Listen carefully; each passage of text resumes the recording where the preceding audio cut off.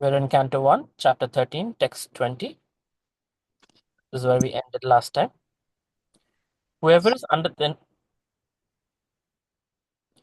whoever is under the influence of supreme Kala, time, must surrender his most dear life, and what to speak of those things such as wealth, honor, children, land, and home. So time destroys everything, and that is being spoken here. That whoever is under the influence of supreme Kala or time. That means there are people who are not under the influence of time. That means Krishna and Vishnu Tattva, the God Tattva, they are not under the influence of time. So anything in the spiritual world is not under the influence of time. So Krishna doesn't age beyond the age of 16 because he doesn't get influenced by time.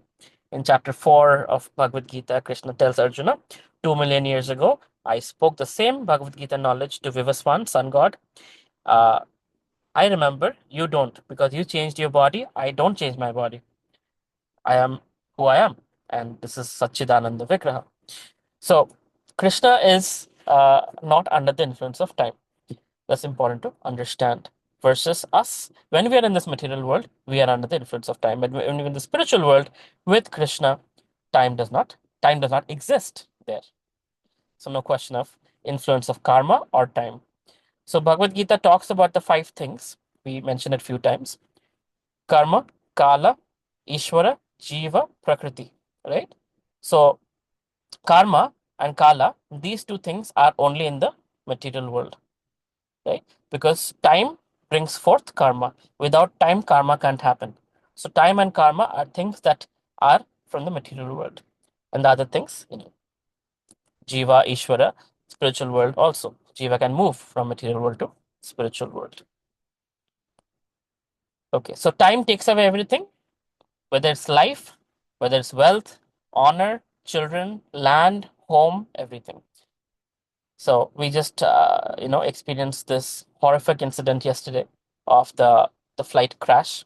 I was in Mumbai airport, 1:30, and 1:38 this crash happened, and we were watching on TV there that this happened in Ahmedabad, and immediately all the airspace was shut down, so our flight got delayed by almost 1.5 hour. And it was, I didn't realize how bad it was, but eventually we read and everything. It's like horrible. 300 people have died instantly. And if you see their videos before getting on the flight, all these videos are coming out on Instagram. And to me, it's very shocking because we don't know when death comes. And we plan our lives. We have such excitement. We don't know where we're going. And given I'm a person who was on a flight every week, it's like anytime anything can happen. Krishna can just uh, not Krishna, but time can take away everything. Krishna, of course, is behind everything. Time is Krishna's energy. But the attachment, the plans, all these programming, things we think we will live till 80, 90 years of age can suddenly just go away. So that's a temporary nature of this material world. And time brings forth all of this karma and kala. Right. Okay, text 21. Somebody wants to read?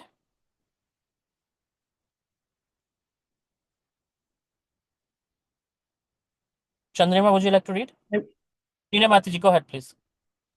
I could try, Prabhuji. Please. Uh, Pitra Bhratra Suhrata Putra Hataste Vigatam Avayam Atma Cha Jaraya Grasta Parageham Upasase. Translation: Your father, brother, well-wishers, and sons are all dead and passed away. You yourself have expended the major portion of your life. Your body is now overtaken by invalidity, and you are living in the home of another. Thank you, Mataji. So time has brought forth change in administration. Now, the kingdom does not belong to Dhritarashtra anymore. With the war at Kurukshetra, the sons have been killed. Uh, you know, Pretty much Dhritarashtra and his wife are left with no one. But they're being respected, they're being taken care of by their enemy side.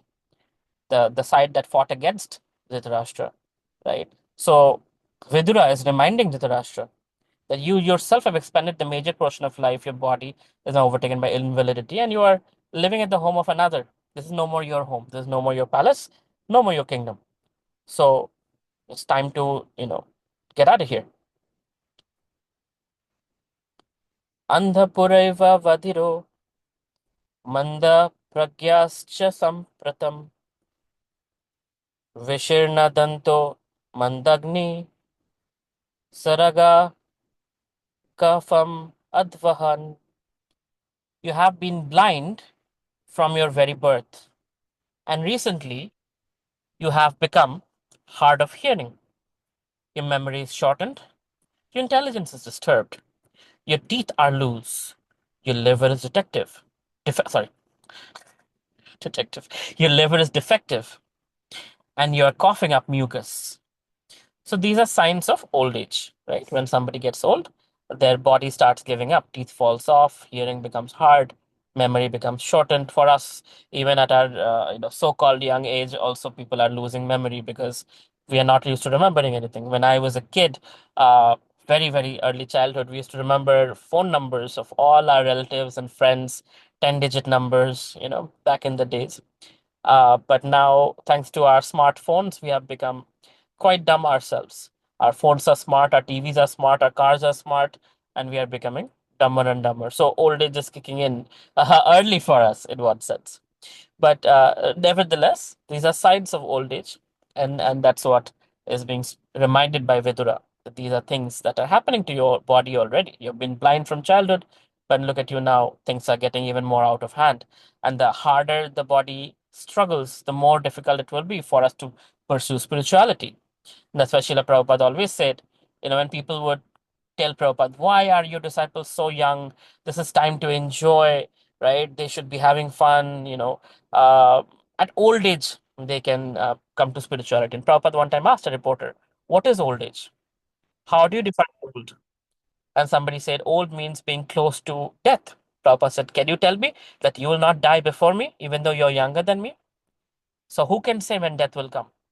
So we are all old in one sense. We're all the same age. The soul is eternal. So we're all the same age.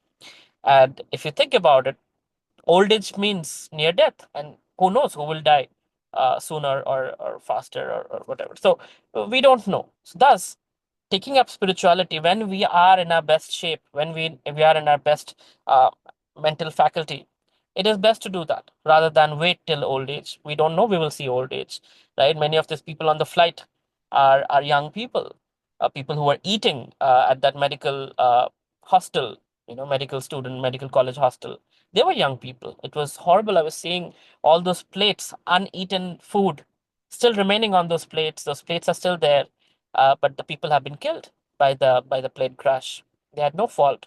They were just eating their meal, and of course, karma is different. By no fault, I don't mean no karma. Karma is there.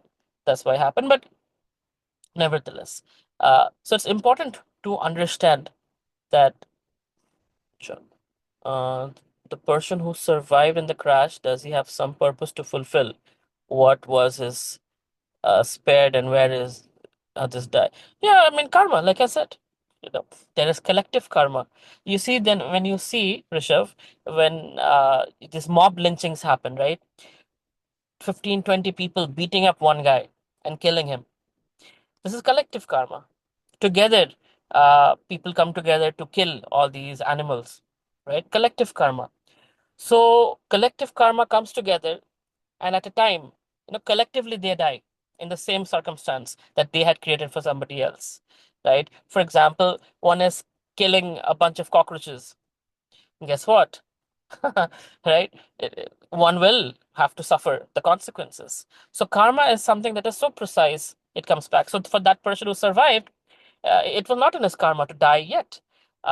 He had, he had some bruises and he was walking away from and that is the greatest depiction of karma. That if it is not in your time to die, you'll just walk away from a 50,000 degree burning plane with 1.25 liters, 1.25 lakh liters of gasoline, right? Man, it literally burnt out everything that was there. But this guy just walks off. So it goes to show the power of karma. Okay, moving on.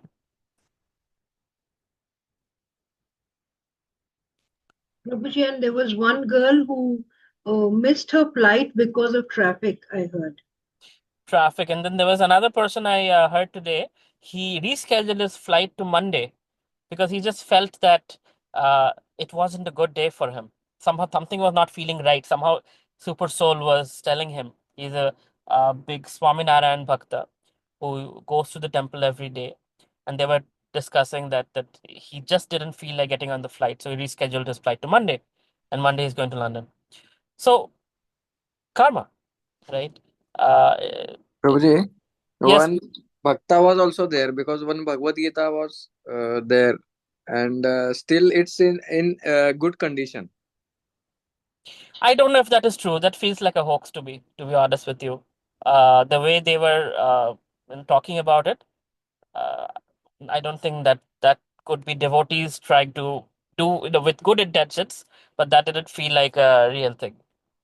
Because if you see, the book was wet and everything, and the location was also different, and it wasn't a major television channel. So things like that become viral and all. Um, I don't know if that is absolutely accurate, but yeah. Social media brings up a lot of things, but we should also be careful of fake news. Unfortunately, our devotees also do a lot of fake news. I remember, this is so embarrassing. I was promoting Bhagavad Gita in my college, and in one of our Facebook groups, one time I put a quotation by Einstein talking about Bhagavad Gita, and it has been heavily used by our devotees over the last few decades.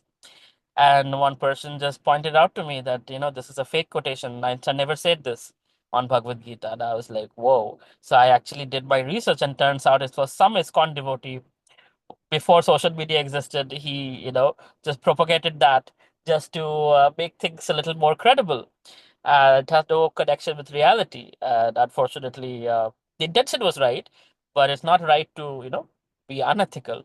And I was so embarrassed that, I was pointed out publicly in a group of 60,000 people that this was a fake quote.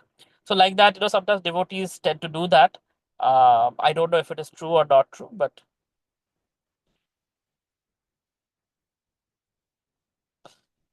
moving on.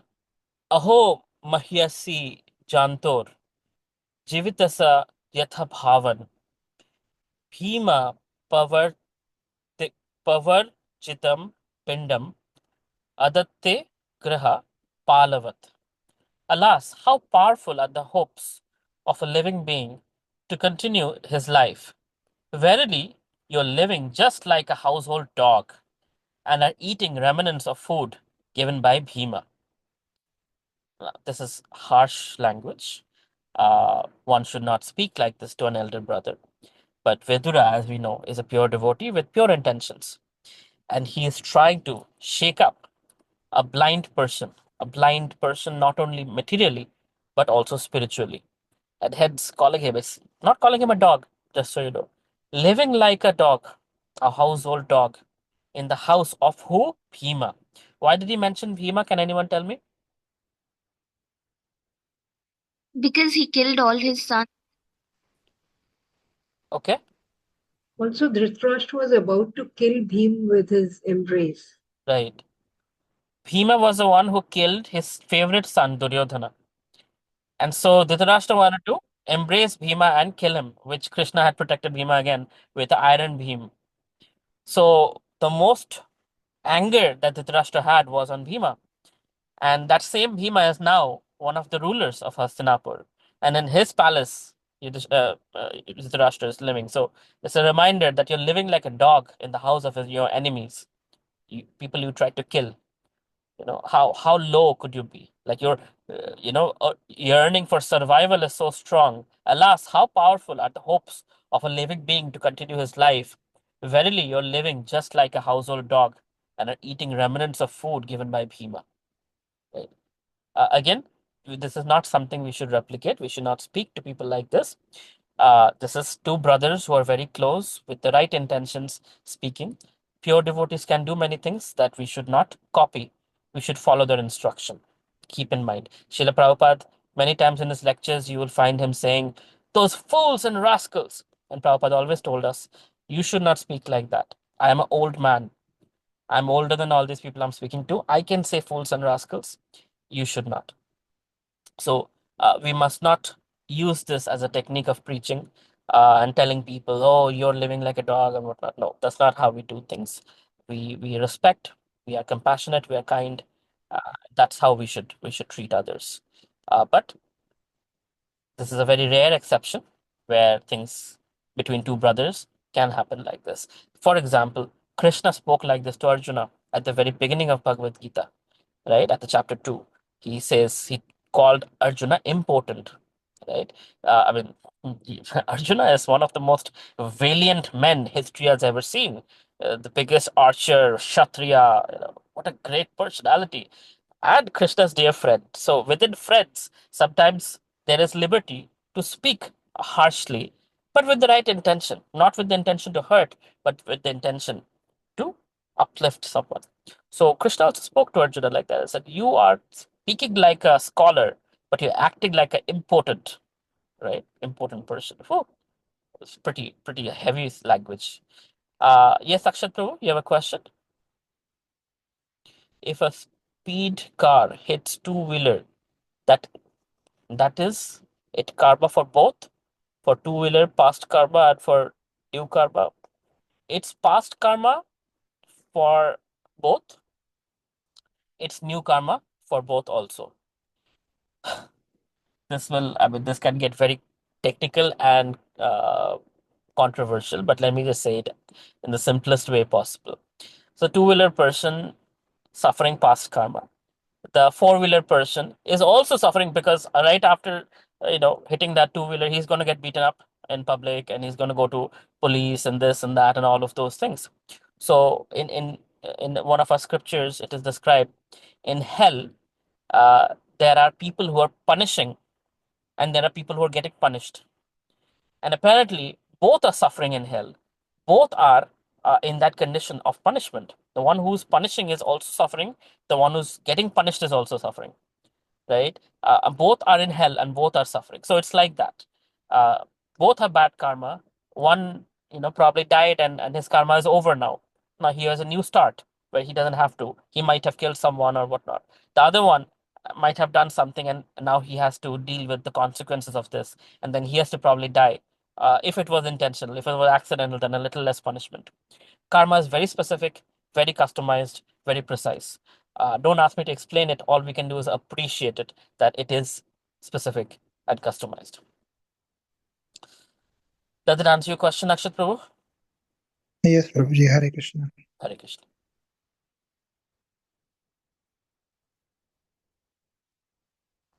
Okay, next.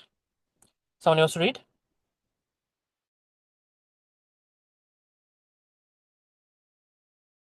I'll read Prabhuji. Hare Krishna. Agni nisristo dattascha garodarascha dushita ritam kshetram danam yesham taddatter ashubhikiyat. Translation: There is no need to live a degraded life and subsist on the charity of those whom you tried to kill by arson and poisoning. You also insulted their married wife and usurped their kingdom and wealth. Hare Krishna. Hare Krishna. So, again, truthful statements. Nothing much to explain here. That you're living uh, like a pauper in the house of people you tried to kill. Have some shame. Get the hell out of here. Uh, Very interestingly, one of my the building that I live, one of my neighbors, he tried to really do a lot of terrible things to us. Took over one of our parking spaces, this, that, lawsuit, this, that. And karma comes to bite you. So this guy is now bankrupt, and he's going through difficulties, and he's coming to me to asking me to buy out his office space, his flat, his parking space, and it's just like, hey, this is the guy you try to sue and try to cause so much trouble over the years, and when you're in trouble, you're coming.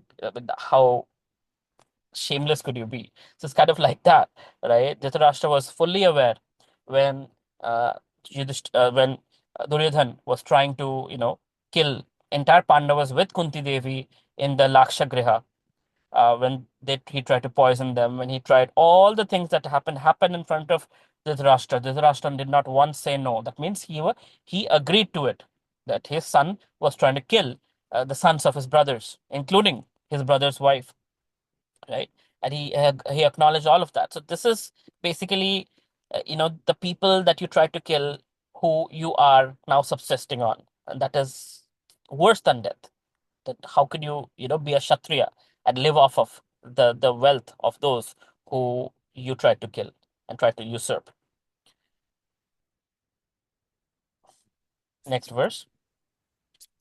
तस्यापि तव देहोऽयं कृपणस्य जिजीविषो परैति अनिच्छत्तो जीर्णो जरायावसाशि इव. Despite your unwillingness to die and your desire to live, even at the cost of honor and prestige, your miserly body will certainly dwindle and deteriorate like an old garment. Okay, next. गतस्वार्थम् इमं देहं विरक्तो मुक्तबन्धना अविज्ञाता गतिर्जहयात् स वै धीर उद्धारता. Translation: He is called undisturbed who goes to an unknown remote place and freed from all obligations quits his material body when it has become useless.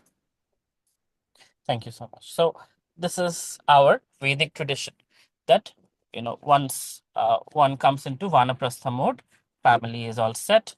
What, uh, no matter king or whatever it is, gets ready to free their selves from the karma, and do tapasya, and eventually uh, end their, body and go back home, back to Godhead. We see this for all great kings, even after whom Bharatvarsha has been named, Bharat Maharaj, right? Even at the time of death, like I told you, he was preparing for death and he was in Vanaprastha and in a forest, and then he fell in, affection for a little fawn, a baby deer.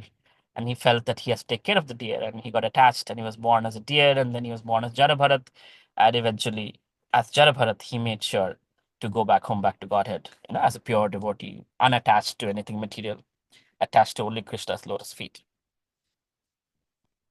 Narottam Das Thakur, a great devotee and acharya of the Gauriya Vaishnava sect, has sung, "My Lord, I have simply wasted my life having obtained the human body. I have neglected to worship your lordship, and therefore I have willingly drunk poison." Janya Shunya Bish Khainu. Right. In other words, a human body is especially meant for cultivating knowledge of devotional service to the Lord, without which the life becomes full of anxieties and miserable conditions. Therefore, one who has spoiled his life without such cultural activities is advised to leave home without knowledge of friends and relatives, and being thus freed from all obligations of family, society, country, etc., give up the body at some unknown destination so that others may not know where and how he has met his death.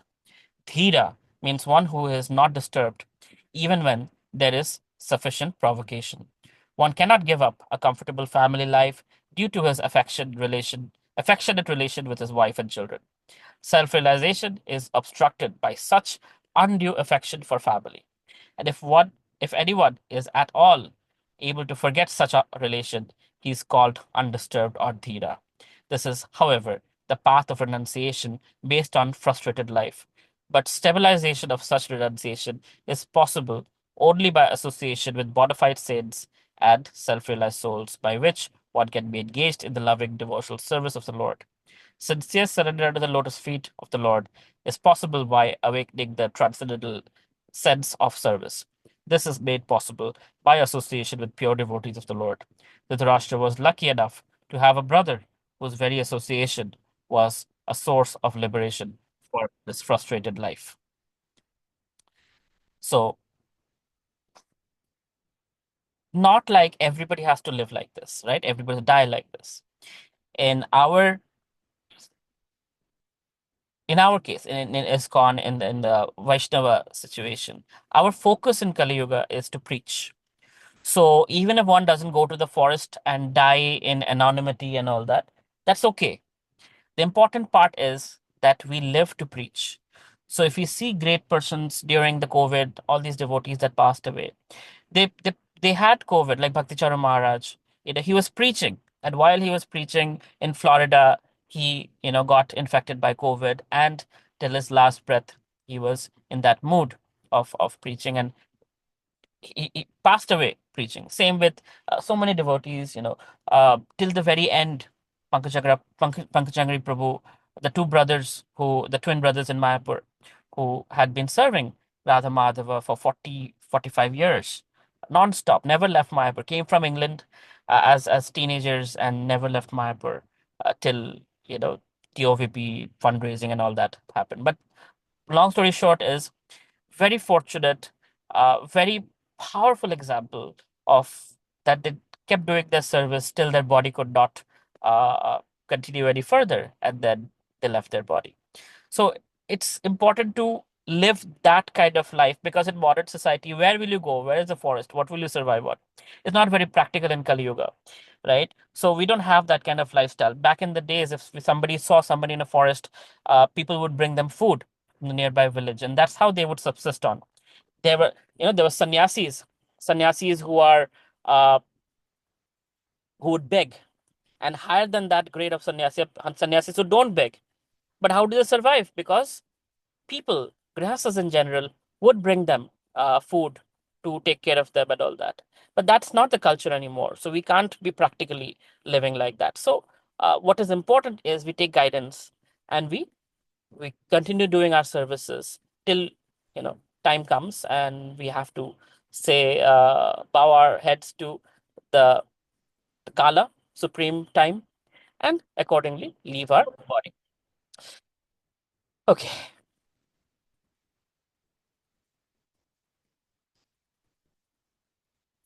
text 27.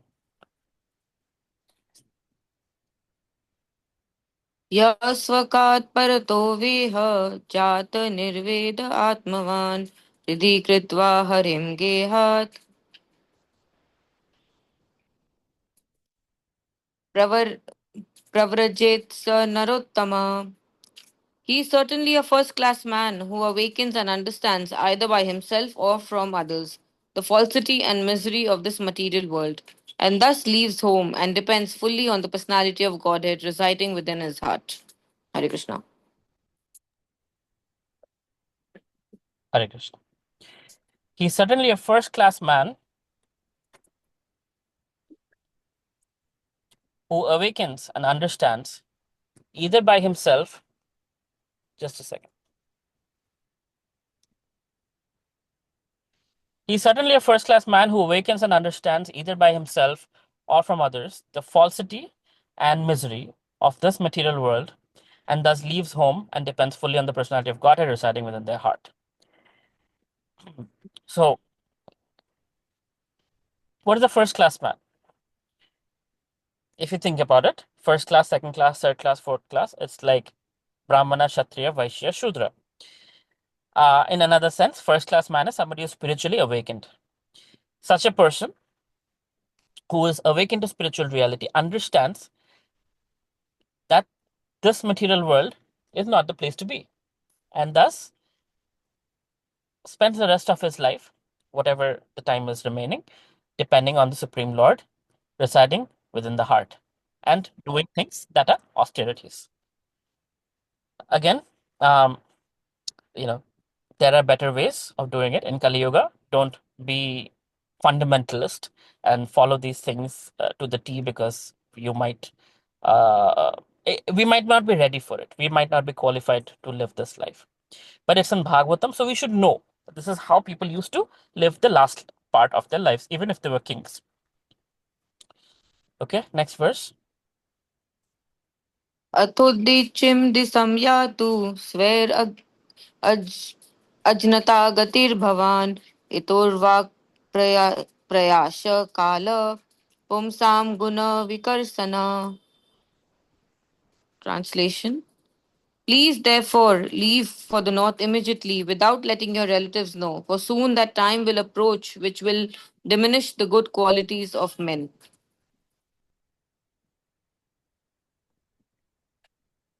Please therefore leave for north immediately without letting your relatives know. Because if the relatives get to know, they will not allow.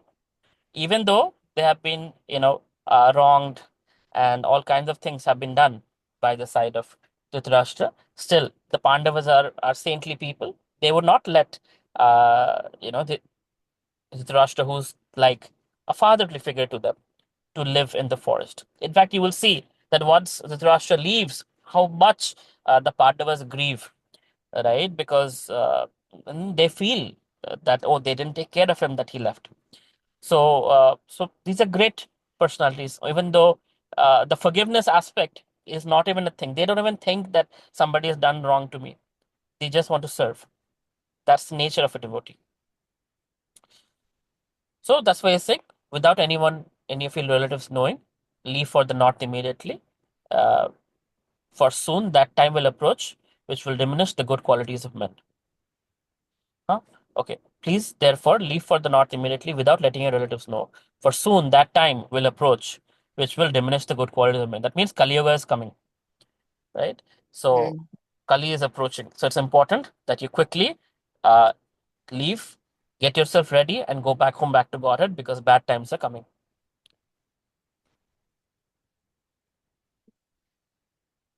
Okay, next verse.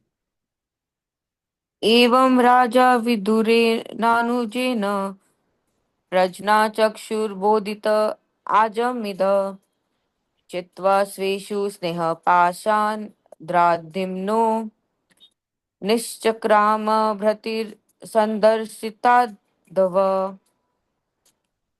Thus Maharaja Dhritarashtra, the scion of the family of Ajamidha, firmly convinced by introspective knowledge, prajna, broke at once the strong network of familial affection by his resolute determination.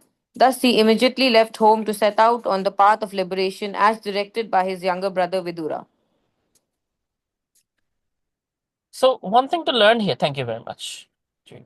Hare One Krishna. thing to learn here is that, um, especially as Indians, we have a lot of attachment to our family, our home, our relatives, and everything. And it can be a wonderful thing in terms of preserving culture, in terms of marriage and other things. But it is also important to be detached while loving them.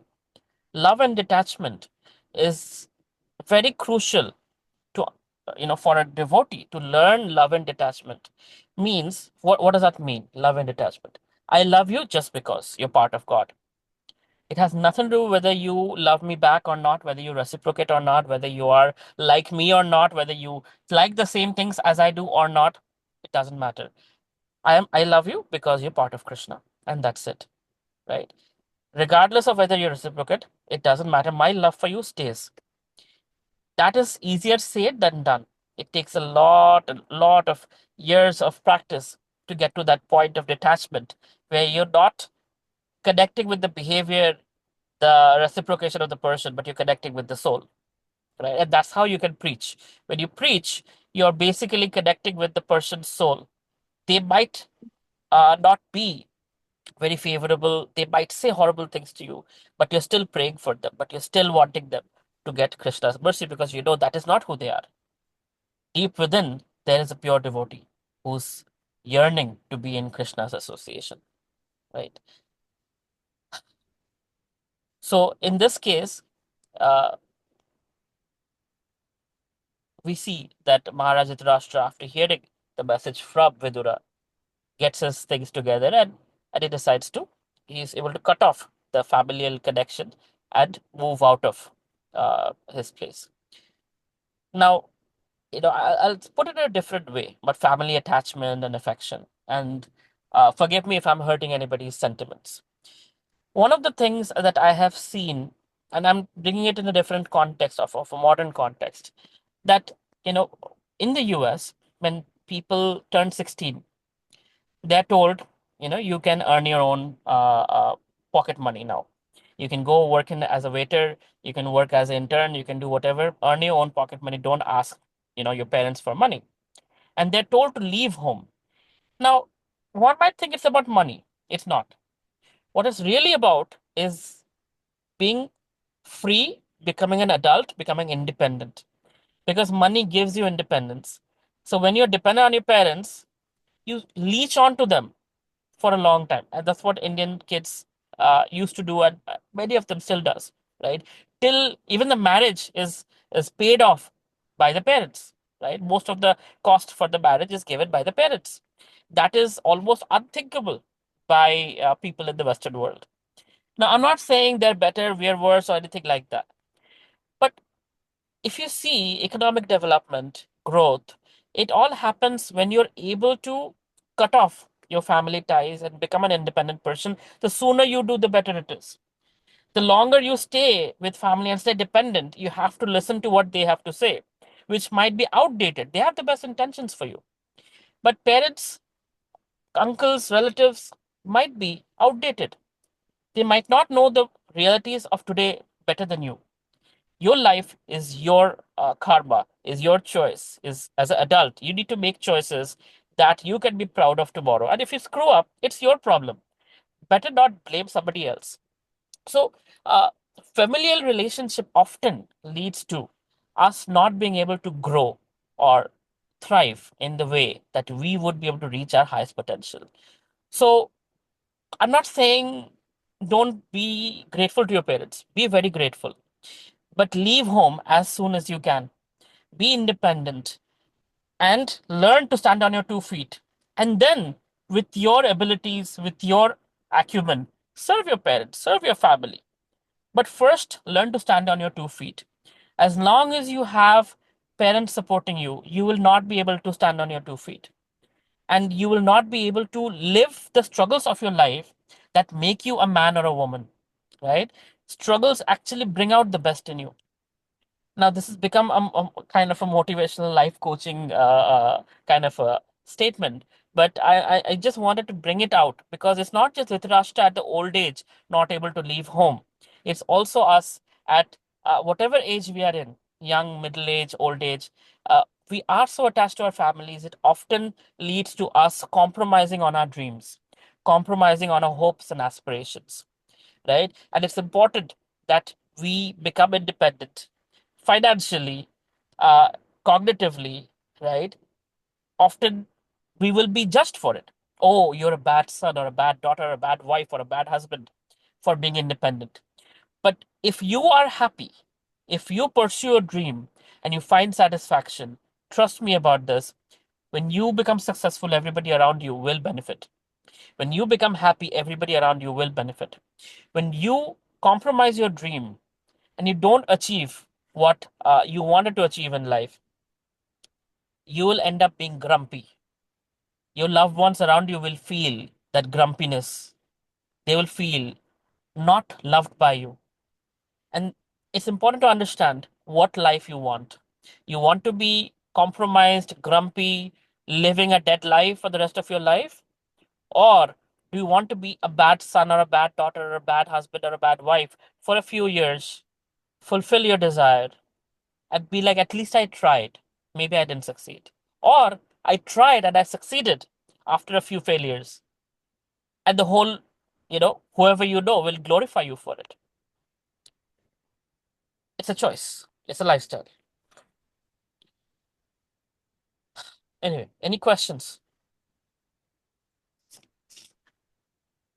Yes, Chandima Mataji. Hare Krishna, Prabhuji.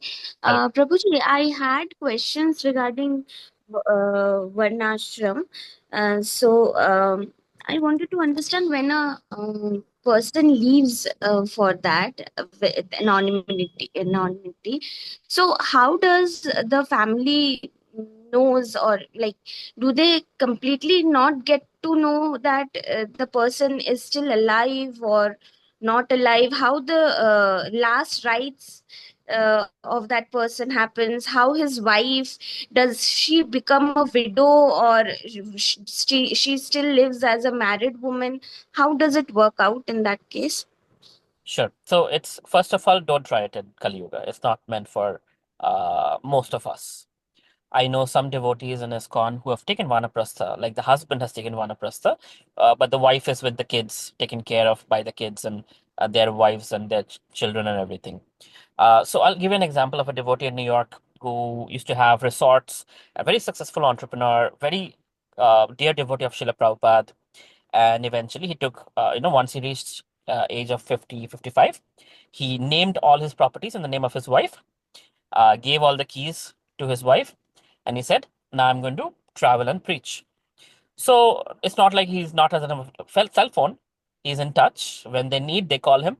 When he needs, he calls them. But he's living a life where he's traveling and preaching and sharing Krishna consciousness with others. So that is as much as Vanaprastha as you can be in Kali Yuga, right? Back in the days, how it used to happen, if you ask me, I don't know. But what the Bhagavatam shares is what it is. They would the husband wife sometimes would leave together. Sometimes the wife would stay back with the children, and the husband would leave alone. Because Vanaprastha, till Vanaprastha, wife is okay. After Vanaprastha is sannyas, and that's where the wife can't be with you. You have to be alone. And women are not allowed to take sannyas because of the physical limitations and the psychological limitations that women have, because sannyas is very, very tough. Sleeping on the floor and living, on the forest. That's why Lord Ramachandra didn't want Sita Devi to come. But Sita Devi kind of, she urged, like, I have to be with you. And we all know what happened as a result. Ravana, and all this whole episode happened. So women are not recommended to go through such harsh austerities, but men, yes. And yeah, a person dies in some sage and some kutir in some forest. They make up their own bhajan kutir and they leave their body there. And sometimes people find out, sometimes people don't. I don't know. It's different for different people. But in Kali Yuga, don't try it at home. Do it under the guidance of your guru, of your mentor, of somebody who you're under the care of. Does that answer your question, Chandrima? Yes, Prabhuji, clear. Thank you so much. Thank Hare you. Very good. Krishna. Any other questions?